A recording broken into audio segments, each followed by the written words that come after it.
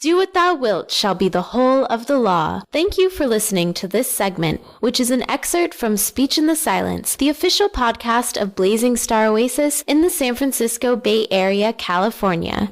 Speech in the Silence is a monthly program offering lectures, music, interviews, readings, announcements, and news. See the comments section on this video for a link to the complete program where this segment was first heard. Visit speechinthesilence.com to subscribe to the podcast to hear new programming as soon as it is available. Be sure to visit us on the web at speechinthesilence.com, subscribe to our YouTube channel, and like us on Facebook at Speech in the Silence. You may contact us at thelemapodcast@gmail.com. Thanks for listening. Love is the law. Love under will.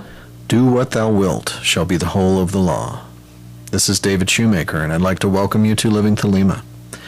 Now, this month I'm going to do something a little bit different.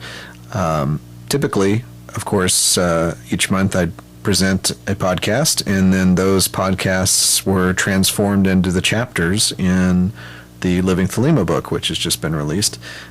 This time I'm going to do the reverse. There's a piece of writing that I had done about initiation in Tetragrammaton, and that was included in the book but has not yet been in podcast form. So I'm going to turn that process around a little bit and for the most part read to you from the chapter, making other annotations as I see fit. So let's begin. Any magical operation will likely fail unless the magician has harnessed the powers of the entire chain of creation, from the highest ineffable light down to the physical world itself. This is equally true of the process of initiation, where the candidate is in many senses the talisman of the working, and the forces in play must be mobilized in all four worlds in order to properly charge this talisman.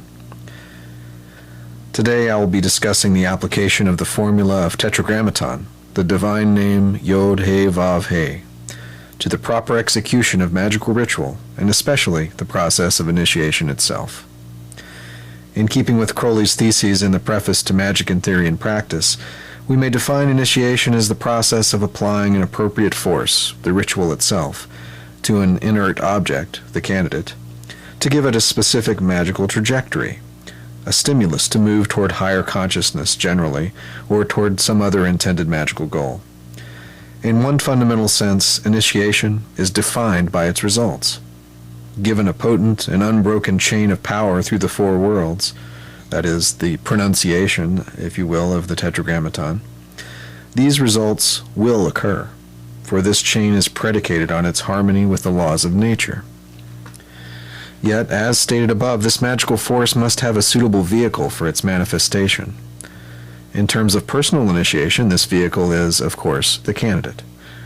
How do we ensure that we are prepared for this influx of force? To answer this question, let us take as an example the ultimate magical initiation, that of the knowledge and conversation of the Holy Guardian Angel. In the Kabbalistic model, which forms the foundation of the system of the AA, the aspirant must fashion him or herself into a true grail, a balanced and sound vessel capable of giving form to and withstanding the intensity of the light of the HGA. This grail is forged from the balanced attainment of the elemental grades, corresponding to the four Sephiroth below Tefereth. Crowned by the experience of the HGA at Tefereth, the microcosmic pentagram is complete. Paradoxically, upon attainment of the knowledge and conversation, the adept then takes up the task of aspiration unto the true and ultimate grail, the supernal cup of Babylon. Keep this idea of the grail in mind as you hear what follows. We often think of initiation in terms of formal ritual processes, yet further reflection reveals that in fact initiation occurs in many forms, day to day, through our life experiences themselves. I've constructed a model of the initiatory process based on the formula of Tetragrammaton. This formula includes both formal and informal initiatory stages, and I'll trace each stage as we go along here. Stage 1 corresponds to Yod of Tetragrammaton and Atziluth in the model of the four worlds. Before any true initiation can occur, the link to the highest spiritual sources must be forged. In an absolute sense, of course, this link is always there. Every human exists as a manifestation of that spiritual seed. Yet, if we are to fully extend the influence of the highest into our initiatory work, we must consciously as possible, link ourselves to absoluthic power and bring it down through the other three worlds. Formally, this link is forged by the magicians designing and carrying out the ritual, that is, the ritual officers themselves. There should be some form of general invocation of the highest spiritual powers, or at least of the absoluthic powers relevant to the ritual context.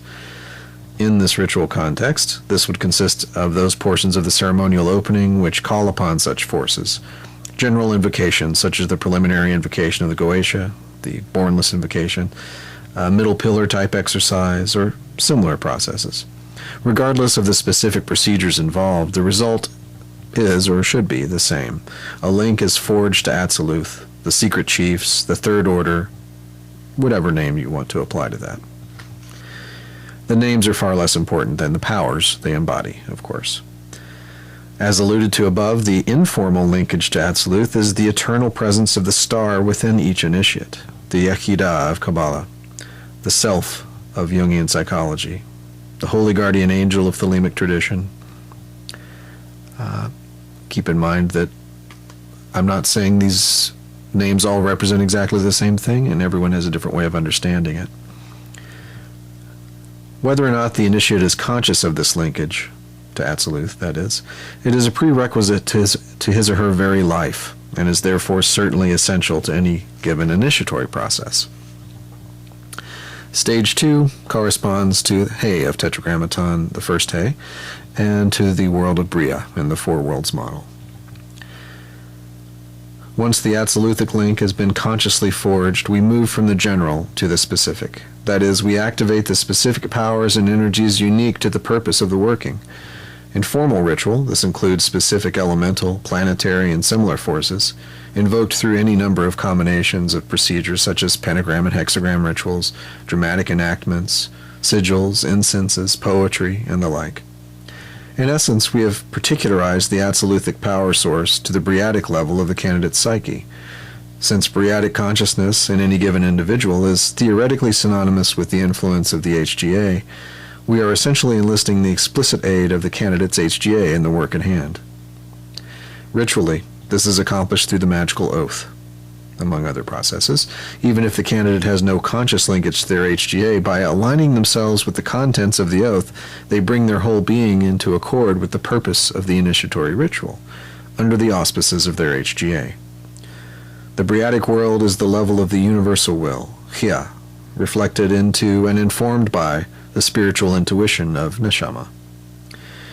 It is this truest form of instruction, the Neshama, that descends into the candidate's consciousness in the form of the HGA. Anytime we allow this force to break through into our conscious action, aligning our personal will with the universal will, we are indeed initiating ourselves into a new path of service. This is the He stage of life's informal initiations, the action and presence of the HGA in our every thought, word, and deed. Stage 3 corresponds to Vav of Tetragrammaton and the world of Yetzirah in the Four Worlds model. In order to comprehend consciously this spiritually informed intuition, we must learn to speak its language, and that language is the world of symbol and metaphor. The Vav stage of initiation involves the translation of this symbolic language into symbols comprehensible by the ordinary human intellect. The more the candidate works to develop an inner language of symbol, the easier it will be to benefit from the influx of these energies during and after initiation. This is not to say that initiations must be understood intellectually to be effective. The seeds planted unconsciously through initiatory processes take root regardless of our apprehension of them. Yet, the more we can consciously integrate what we are taught by the Neshama, the more we can live our lives in accordance with that truest will. When Abramelin describes the angel writing in dew upon a silver plate, that is, Yesod or Yetzirah, we may understand this to mean the reflective, receptive capacity of our own subconscious mind. Initially, in the pre-adept stages, these communications may come in the form of dreams, intuitive flashes, creative works, and the more subtle beginnings of chakra activation. As the aspirant approaches adepthood, his or her ability to decode these communications from the HGA becomes progressively stronger. When these perceptive abilities are just strong enough, the door to full conscious communion with the HGA opens, though the new adept might spend the rest of his or her life strengthening the relationship. All of the above comments apply to the informal life initiations under discussion here. In terms of formal initiation ritual, the VAV stage involves explicit use of visible symbols, movements, light changes, sounds, speeches, poetry, music, and any number of other means to activate and make receptive the candidate's unconscious mind and impress the object of the working upon it. If you have any experience of formal initiatory work, you will immediately recall the symbols used in a particular ceremony. Upon further reflection, you will likely observe that the specific symbols used did indeed embody the translation of the object of the working into the language of the unconscious. Beyond any actual physical symbols used, a trained initiation team may be able to use their own powers of visualization and inner symbol making to channel actual Yetziratic force in service of the initiatory goal. That is, the collective mind of the initiation team creates a psychic environment optimized for the candidate's apprehension of the goals of the operation. The thicker this psychic atmosphere, the more likely it is to truly change, charge, and impact the talisman of the working, the candidate, assuming the foregoing procedures have made him or her suitably receptive. Stage 4 corresponds to the final hay of Tetragrammaton and to the world of Asiya in the Four Worlds model. The crystallization of all the above stages in the world of Asiya is simultaneously the most concrete, yet also the most subtle stage of the whole process. Essentially, this is the stage where we lock all the foregoing changes into the physical vehicle and externalize our inner experience into daily life. Thought precedes word, and word precedes deed. If Atziluth and Bria represent the thought, and Yetzirah represents the symbolic word issuing forth from that thought, then Asiya is the inevitable deed that results from this process. Exactly how this deed will be enacted is left to the subtle art of the magician. Who can say how a given individual will apply her newfound creative genius to the external world, or how a candidate in a specific initiation will actualize the teachings found within? These are the fruits of life's informal initiations. In formal ritual, this Asiatic stage is enacted through various means, including physical stimulation of chakras, administration of Eucharist, application of robes or regalia to the candidate, and so on. Effectively trained initiators are able to use the force of their own visualizations and other inner work to assist in this locking in of the effects in the physical body of the candidate. After all, the effective consecration of a talisman explicitly requires the magician to have the ability to bring this power down to the Asiatic level. And in this present example, the candidate is that talisman. And now I'd like to take you through a guided imagery exercise to illustrate some of the principles we've been talking about here.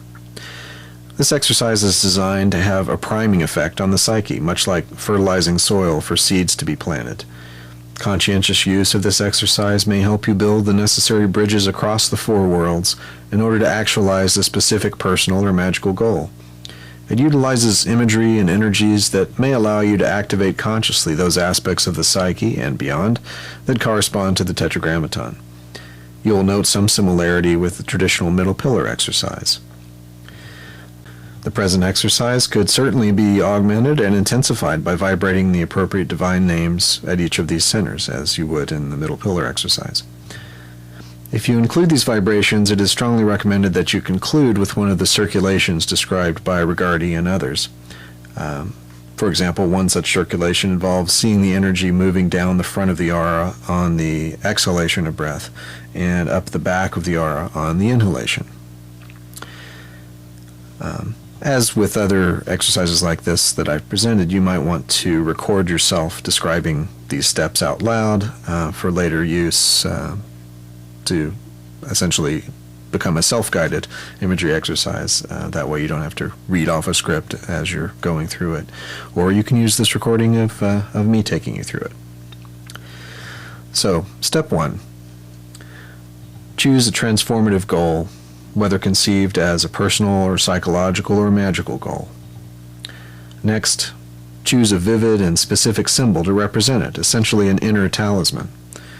The image of the Grail is recommended in this context, as our purpose here is primarily that of fashioning ourselves into a perfect vehicle for the divine. Alternative symbols would possibly include the Ankh, the Star of Babylon, the Unicrystal Hexagram, images from the Stele, and so on. Let your own imagination and personal symbol system guide you in this. Set aside one or more periods of meditation upon this symbol, while simultaneously visualizing the desired goal. You should include as much visual and emotional detail as possible so that the symbol becomes increasingly charged with the innate power and necessity, really, of the desired outcome. Feel yourself living the new reality, pouring this intention into the symbol as you go through these meditations. Step 2, you're going to set aside about 30 minutes where you can be uninterrupted. Sit in your favorite asana, and we'll begin with some gentle rhythmic breathing. So from this point on, I've described some preliminaries, but from this point on, I'm going to actually try to take you through it in the pacing that would be appropriate for this exercise. So what you may want to do is pause this now just long enough to choose a symbol to try out as we take you through this. As I said before, further meditation sessions on the symbol will probably enrich it and make it possible to be more powerful for you. But you can do this preliminarily just by pausing this, recording now, and choosing a symbol and giving it a shot as we walk through it here. So, be seated or otherwise positioned in your favorite asana. Let go of any cares or concerns of the outer world. Remember, there's nowhere else you need to be, nothing else to do or think about right now. Begin gentle, rhythmic breathing.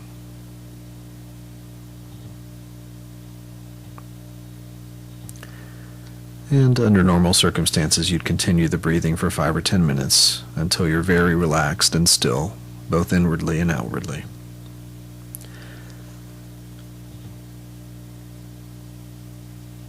The next step, Yod. Visualize a star in the heavens, the brightest in the sky. See it become your own crown center. Intensify this visualization as you aspire to the highest and most exalted conception of divinity you can imagine. As you continue doing this, aspiring and throwing your aspiration to the highest, the crown center glows brighter and brighter with white brilliance. You are linking yourself to the universal will, the primal fire, the Yod of Yod-He Vav-He. Hey. See the light pour down a shaft from the crown, filling the throat center with a slightly less brilliant white. If you have established conscious relations with your HGA, use whatever formula the HGA has taught you to request aid in this endeavor. If you are not yet consciously in communication with your HGA, simply know that you are asking the angel for assistance and that this assistance will be provided.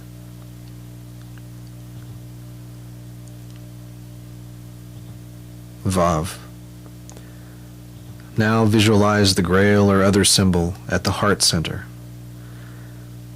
See the white light descend from the throat center to the Grail at the heart, infusing the heart center and the symbol itself with yellow gold light.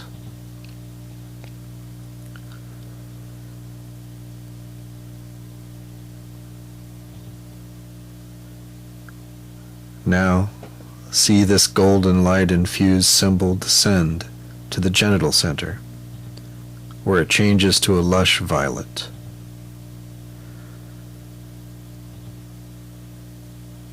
Conceive that it is locked in at this point in the subconscious. It should feel in some way like it clicks in and is locked into the subconscious mind in an effective way.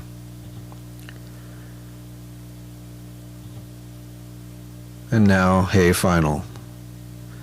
Feel the symbol dissolve into golden white sparks of charged light, which in a single cycle of breath circulate throughout the body. Every cell is filled with the light as the whole process is locked in asiya, anchored at the physical level.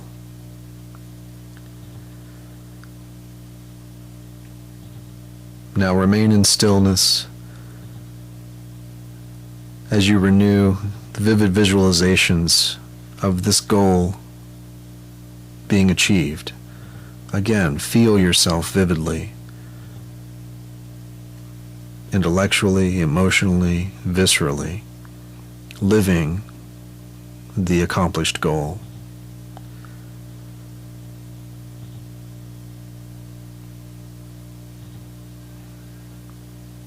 And when you're ready, bring yourself back to normal awareness. Now, as usual, you're going to want to record the results in your magical diary, and I suggest repeating this exercise with the same goal multiple times to intensify the effect, at least maybe once per week for several weeks. Certainly you could do it more frequently than that. So it's my hope that the discussion today and the exercise will be useful for you, not only as a way of, sort of as a theoretical template for understanding the process of initiation in life and in ritual in light of Tetragrammaton, but also with this exercise, a way of using these principles in a smaller way, in a targeted way in your day-to-day life to do a ritual of sorts in achieving any particular magical goal through visualization. As always, thanks very much for listening, and please do send me your questions, comments, suggestions for other segments to david@livingthelema.com. Also, you can visit the resources page and my bio page at livingthelema.com. And of course, information about how to purchase the book if you'd like to supplement your listening with something in printed form, with a lot of additional material as well. So thanks for listening. Love is the law. Love under will.